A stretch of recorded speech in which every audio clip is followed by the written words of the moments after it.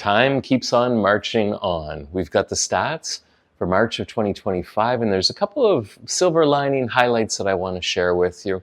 Of course, there is a bit of a cloud of uncertainty in our marketplace right now, and that's certainly reflected on what I'm going to share with you, but I'm hopeful. Okay, so here's what we have. Seasonal increase in number of units sold. There's nothing unique about this. I mean, as we move to the spring market, we have higher sales volume. Active listings. Nice news here, part of the silver lining. Yes, inventory is increasing, but sales have outstripped. So what does that translate into? The number of months of standing inventory has decreased. So we're getting back into more of a balanced market, which is nice to see. So a 15.2% reduction in months of standing inventory.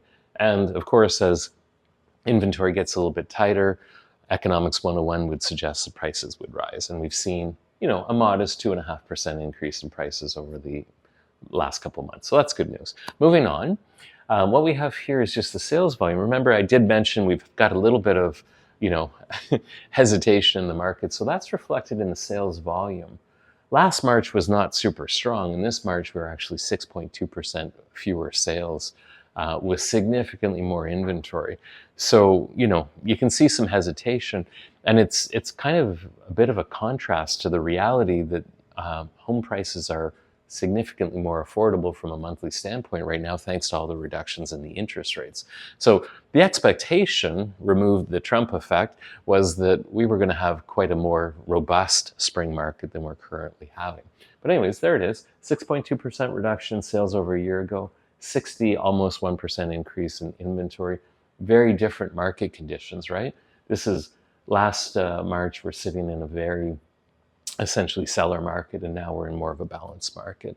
Moving on, a little breakdown by category. I would say that this is a tale of two cities. We do have markets and little bright spots that are actually in multiple offers. Prices are going over and conditions are being removed from offers. So that stands in contrast to, some of the condo reality that we're seeing where prices are a little bit lower. We've got almost 6 months of standing inventory. So it's an interesting market. We'll see how it all kind of plays out in the coming months. But right now, I would say we almost have this tale of two cities where certain segments are really bright spots. It's quite annoying for some. If you're a condo owner trying to move into a residential, I'm telling you two different stories. One, your condo might take some time to sell, and two, you might compete to buy your residential property. So listen, best to kind of have a one-on-one consult with your professional. I'm here on, obviously, more than happy to help if I can in any way. Because, the gestalt of the market is not everyone's individual experience right now. We've got, like I said, kind of these unique little pockets that are moving independent of the market as a whole. Anyways, really curious to see what April brings, and we'll be back to share it with you.